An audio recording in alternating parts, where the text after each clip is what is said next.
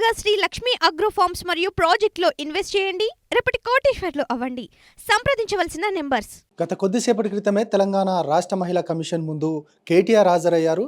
గత కొన్ని రోజుల క్రితము మహిళలపైన కొంత పదజాలాన్ని ఉపయోగించారు. మహిళలు ఉచిత బస్సుకు సంబంధించి ప్రధానంగా మహిళలు ఉచిత బస్సును యూజ్ చేసుకుంటూనే బస్సుల్లో అంటే బ్రేక్ డాన్సులు చేయాలి, అదేవిధంగా కొన్ని అనుచిత వ్యాఖ్యలు చేశారు. ఆ అనుచిత వ్యాఖ్యలకు సంబంధించి ఆయన నెక్స్ట్ డేనే ఖచ్చితంగా నేను వారందరికీ మహిళలకు అందరికీ క్షమాపణలు చెప్తున్నానంటూ కూడా క్షమాపణలు కూడా చెప్పినప్పటికీ కూడా ఈ వ్యాఖ్యలకు సంబంధించి ప్రధానంగా మహిళా కమిషన్ సుమోటోగా తీసుకుంది. ఖచ్చితంగా ఈరోజు హాజరు కావాలి, మహిళా కమిషన్ ముందు వివరణ ఇవ్వాలంటూ కూడా మహిళా కమిషన్ నోటీసులు జారీ చేసింది. ఆ నోటీసులకు తగ్గట్టుగానే ఈరోజు మహిళా కమిషన్ ముందు కేటీఆర్ హాజరయ్యారు. ఆ హాజరుకి సంబంధించి కాంగ్రెస్కి సంబంధించిన మహిళా నేతలు పెద్ద ఎత్తున మహిళా కమిషన్ ముందు ధర్నా చేస్తూ ఉన్నారు.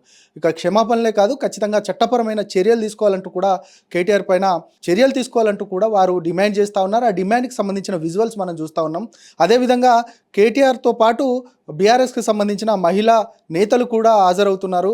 అయితే మహిళా కమిషన్ ముందు హాజరైన తర్వాత ఆయన ఎలాంటి వివరణ ఇవ్వబోతున్నారు, ఆ మహిళా కమిషన్కి సంబంధించి ఆ వివరణకు సంబంధించి ప్రధానంగా వాటిని స్వీకరించే పరిస్థితి ఉంటుందా, లేదు చట్టపరమైన చర్యలు తీసుకోబోతున్నారా, వీటన్నిటికి సంబంధించి కొన్ని గంటల్లోనే తెలియబోతుంది. దాంతోపాటు ఎట్లా రియాక్ట్ కాబోతున్నారు మహిళా కమిషన్ అనేది మాత్రం కొంత వేచి చూడాల్సిన అవసరంగా చెప్పొచ్చు. దాంతోపాటు కేటీఆర్కి సంబంధించి ప్రధానంగా ఆ అనుచర వర్గం కూడా అక్కడ ఏదైతే మహిళా కమిషన్ ముందు ఈ కాంగ్రెస్ కార్యకర్తలను కూడా ఉద్దేశించి అక్కడ నినాదాలు హోరెత్తుతూ ఉన్నాయి. ఒకవైపు జై కాంగ్రెస్ అంటున్నారు, మరొక వైపు జై బీఆర్ఎస్ అంటూ కూడా నినాదాలు హోరెత్తుతున్న నేపథ్యంలో అక్కడ కొంత ఘర్షణ పూరిత వాతావరణం కూడా నెలకొన్న నేపథ్యం కనబడుతోంది. ఆ ఘర్షణ వాతావరణానికి కంట్రోల్ చేయడానికి పోలీసులు కూడా అక్కడికి చేరుకొని భారీ ఎత్తున ఎక్కడికక్కడ కాంగ్రెస్ నాయకురాలని, అదేవిధంగా బీఆర్ఎస్కి సంబంధించిన నాయకురాలని కూడా పూర్తిగా అక్కడ నుండి తీసుకెళ్తున్న దృశ్యాలు మనం చూస్తూ ఉన్నాం. మొత్తానికి ఈ యొక్క మహిళలపైన చేసిన అనుచిత వ్యాఖ్యలే కాదు, ఈ ఉచిత బస్సు ప్రయాణానికి సంబంధించి